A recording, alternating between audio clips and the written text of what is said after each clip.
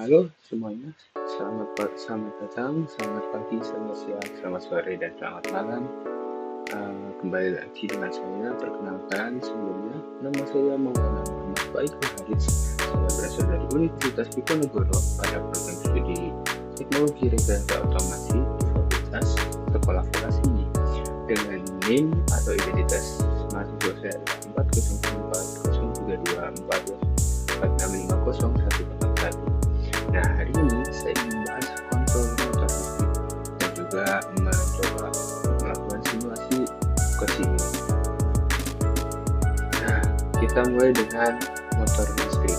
Sebenarnya apa sih motor listrik? Ini bukan motor kendaraan, bukan motor mesinnya sebagai engine, sebagai mesin. Nah, semua itu kalau di dunia kita tuh udah pakai motor. Misalnya di sekeliling kita, lift itu dia naik turun, itu yang gampang. Terus pompa itu pokoknya hidrolik kayak gitu, itu juga ada motornya. Terus pokoknya pabrik itu ya bakalan produksi itu pakai motor. Nah, motor itu harus ada yang mengontrol. Nah, makanya di sini kita akan membahas konsep kontrol motor listrik. Nah, kontrol motor listrik itu dalam pengertiannya adalah sistem pengendalian motor. Jadi kita bisa mengendalikan motor itu dengan lebih teratur berdasarkan apa yang kita inginkan. Motor itu ingin dipekerjakan seperti apa gitu kan.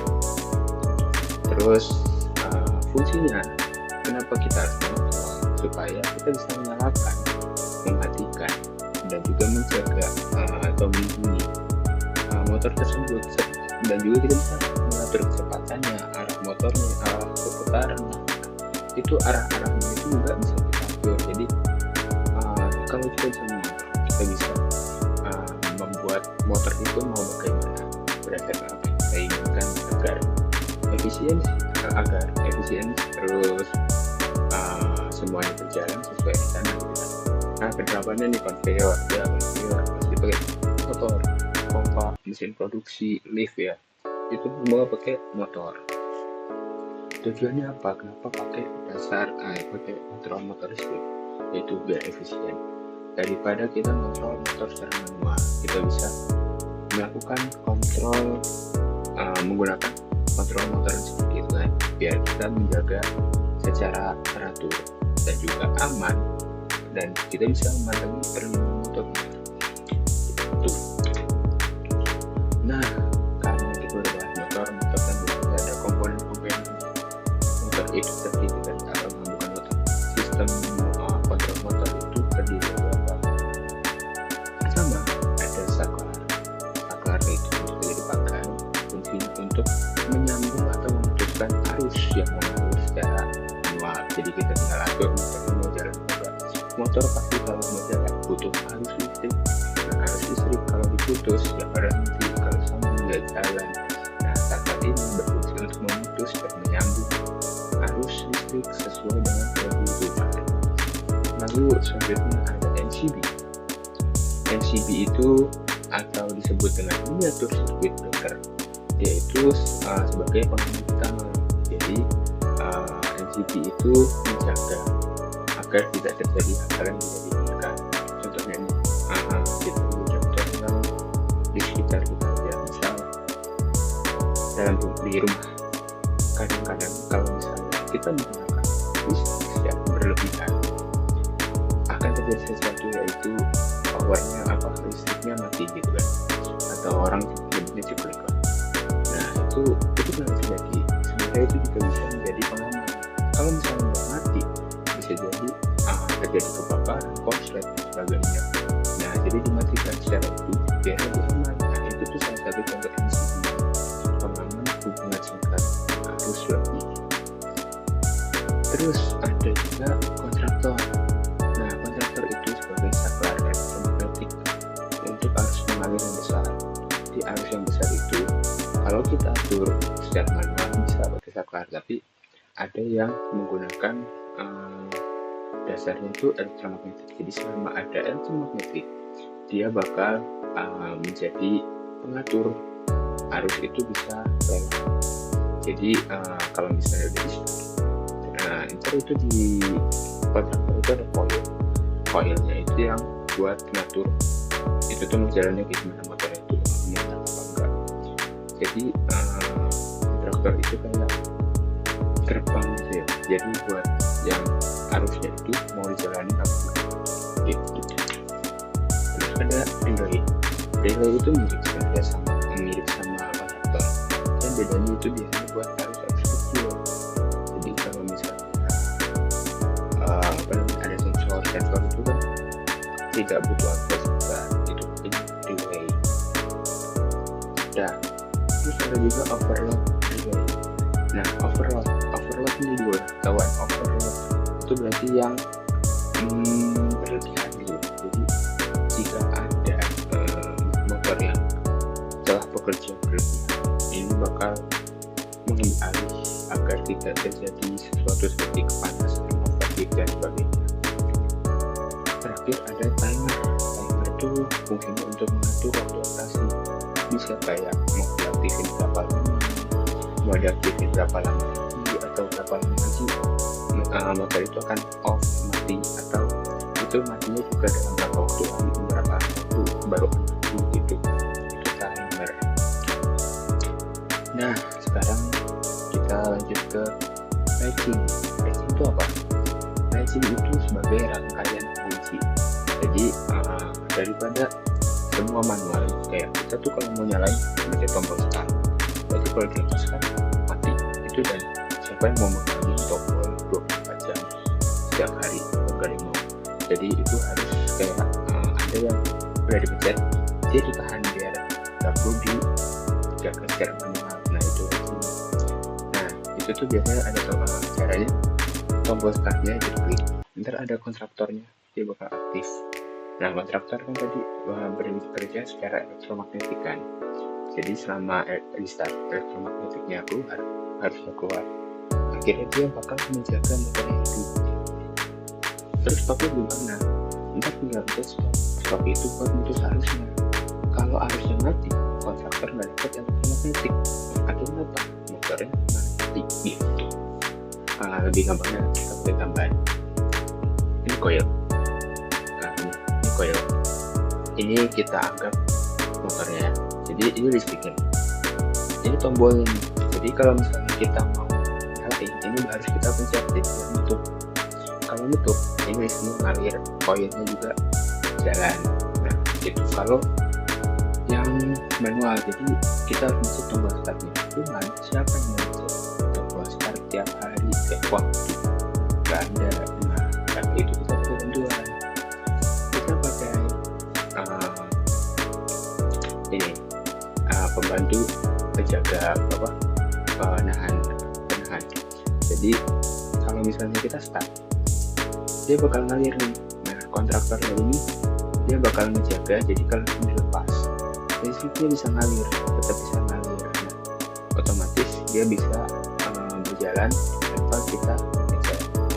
Cuman muncul permasalahan, kalau kayak gini matinya gimana? Ini mau dipencet apa enggak bakal mati kan? Caranya gampang, seperti tadi kita bikin aja tombol stop. Nah, jadi fungsinya apa? Ini kalau misalnya kita misalnya kita putus, jadi ini kan kontraktor itu kan dia bakal jalan selama awalnya ini startnya dipencet kan, dia dipencet harus masuk, kontraktor dapat tekanan, dapat arus, dapat elektromagnetik, akhirnya kontraktor ngambil alih, dia jadi jalan akhirnya dia lewat situ, nggak perlu lewat start. Cara biar dia nggak jalan, biar kontraktornya nggak punya elektromagnetik, tapi gimana? Kita putus arusnya. Nah, di sini stop ini berfungsi.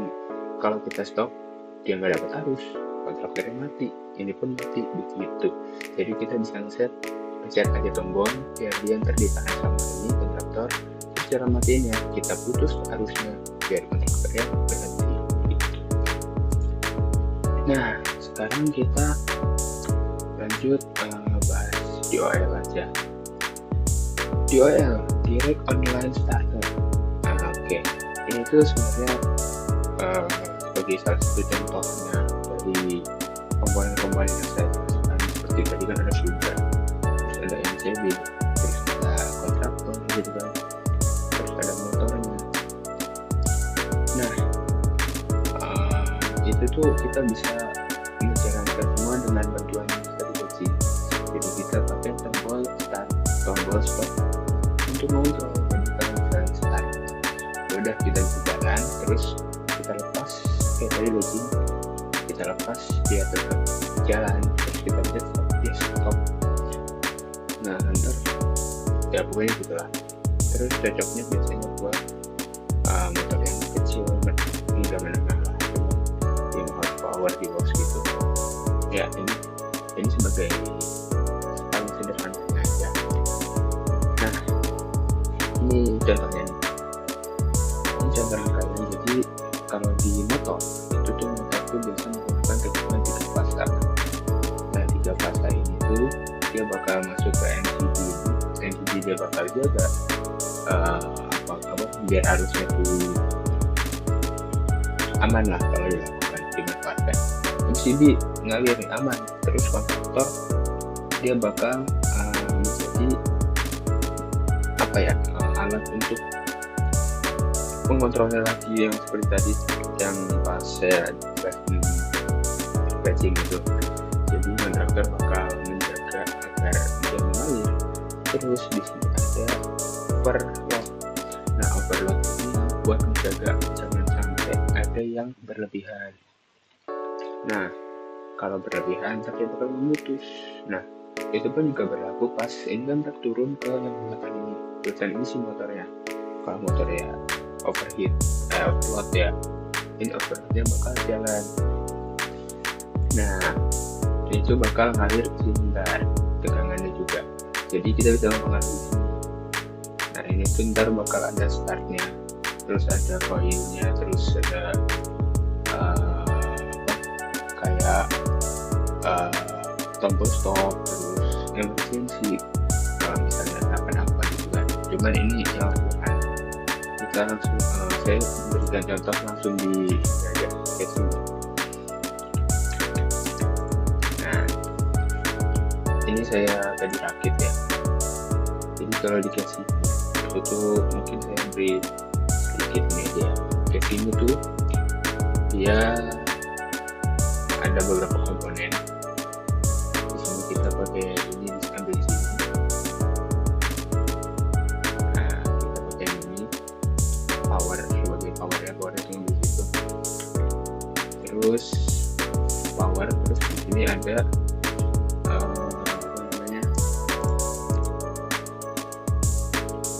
switch. Nah ini yang si MCB nya, MCB ini kita ambil semua. Terus di sini ada juga switch yang sebagai kontraktor. Terus di sini ada yang overload, dan di sini motor overload itu di sini motor ini. Nah terus dia bakal ngalir semua MCB. Nah di sini ada yang itu sebagai emergency. Kalau misalnya ada masalah, dia bakal ngeberhentiin supaya akhirnya dapetin lagi. Jadi kalau misalnya masalah tuh di stop sampai orang itu bisa turunkan buat biasa, jadi gitu. Terus di sini ada all itu sama seperti ini ya, overload ya. Overload menjaga overload. Terus di sini, nah di sini tuh yang mirip flashing tadi. Jadi ini start. Ini kan sama nih kayak start di tombolnya kita. Nah ini ada kontraktornya, dia bakal ngalirin ke sini. Nah biar ini termati, dan ini stopnya diputus arusnya di sini. Nah itu sebagai contoh yang frequency tadi. Nah terus kalau menggunakan itu ya sebenarnya kita tinggal memanfaatkan itu seperti simulasi pada umumnya. Kita misalnya mau kabel, kita tinggal ini atur ada titiknya. Nah tarik. Kalau bagi yang mau coba ya kayak gitu, semuanya ambil situ. Terus yang ini tuh LED. Jadi buat sebagai itu tuh error atau misalnya mati atau apa, ini bisa pasang LED nya ada 3. Jadi LED pertama tuh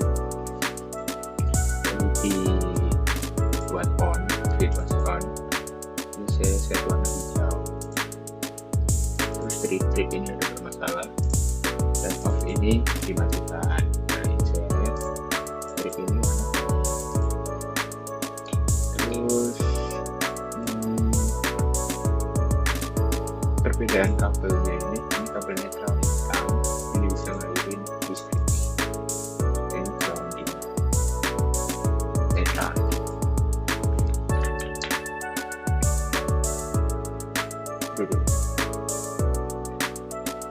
Nah, di sini tuh gimana sih cara kerjanya? Jadi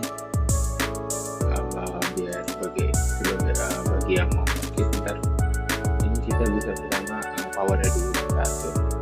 Power ini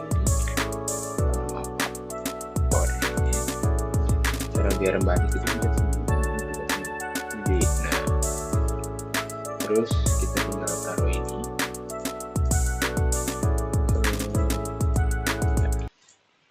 Gimana sih? Nah, ini sebagai MCB dan sedikit ini aja.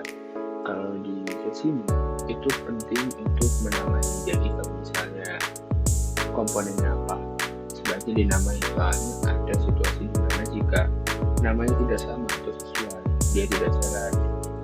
Yang namanya ya tinggal di double klik aja. Ini di MCB tadi tuh aslinya namanya apa ya? Aslinya namanya Q kan, jelas. Nah, ini MCB. Terus di sini ada kalau ini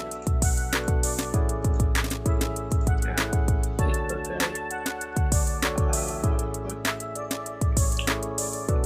pengalir itu. Terus ini ada overloadnya.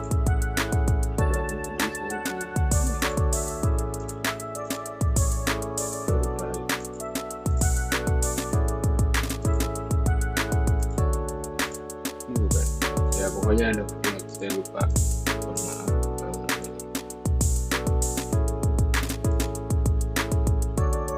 Nah, ini ada LED nya yang ini. Nah, ini LED kita pakai LED nya kita fungsi tiga. Terus kita manfaatkan switch ini, kita nggak pakai. Kita pakai switch ini, push button. Nah, push button buat yang ini. Jadi stopnya ini bisa kita pencet kan, kita atur. Bisa kita atur itu button.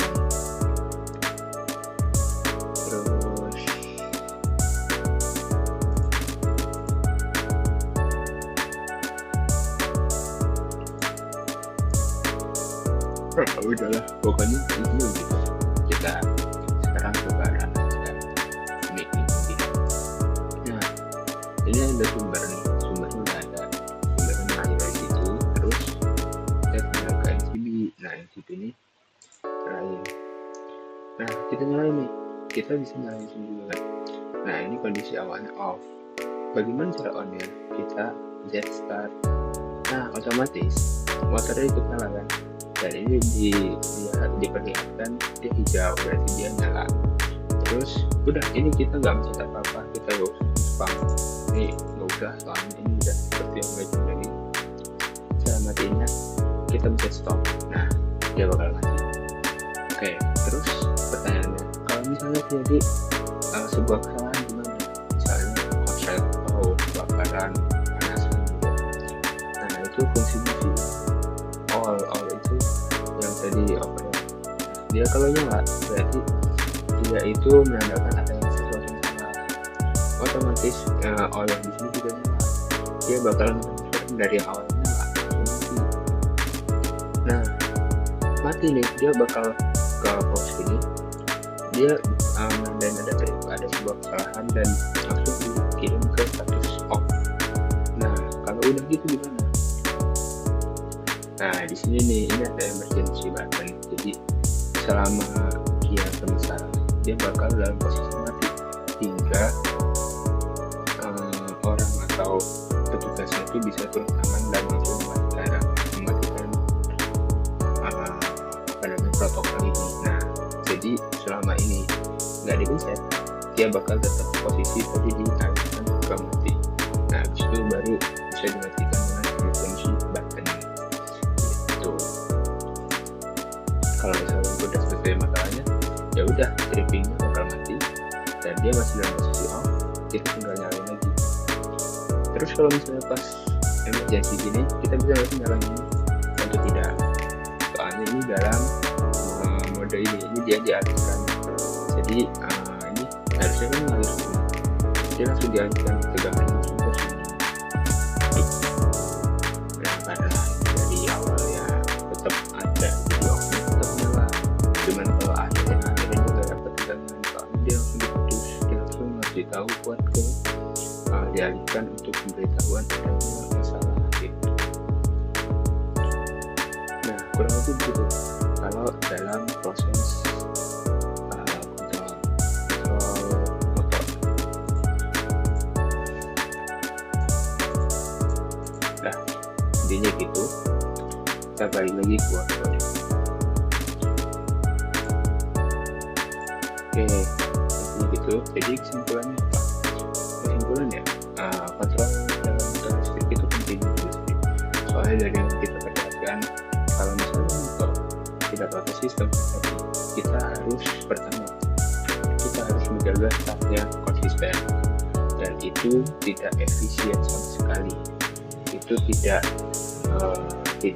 bukan hal yang bagus untuk jangka panjang. Nah dengan adanya sistem motor kita bisa menggunakan catching tadi mengunci, jadi tidak perlu ditekan. Terus selanjutnya tadi ada buat mematikan juga tentu saja, catching itu udah lengkap, nyalain sama matiin. Terus ada overload yang tadi, kalau ada masalah dia bakal otomatis mematikan, mengalihkan tegangan yang mengalir. Nah itu juga penting. Nah itu penting untuk keamanan. Nah lebih aman, karena itu membuat motor lebih aman. Soalnya itu dia bakal menjaga jika ada masalah dia langsung protokolnya apa. Terus kalimatnya yang harusnya disampaikan ke tujuan dialihkan gitu ya. Itu tuh menjaga motor. Nah terus dan juga mudah dikendalikan. Terus komponen utama tadi terdiri dari saklar, terus MCB, konverter, overload dan timer. Nah yang sudah dipelajari dan kita lakukan tadi udah hatching, terus DOL starter, ya rangkaian tadi semua, dan kita coba perlihatkan di guys ini. Mungkin sekian saja yang bisa saya sampaikan. Semoga membantu dan memberikan pengetahuan yang cukup untuk mendengarkan. Saya terima kasih karena sudah mendengarkan apa yang saya sampaikan. Saya tahu saya masih memiliki banyak kekurangan. Saya bersedia menerima kritik dan juga masukan. Terima kasih sekali lagi dan sampai jumpa di video selanjutnya.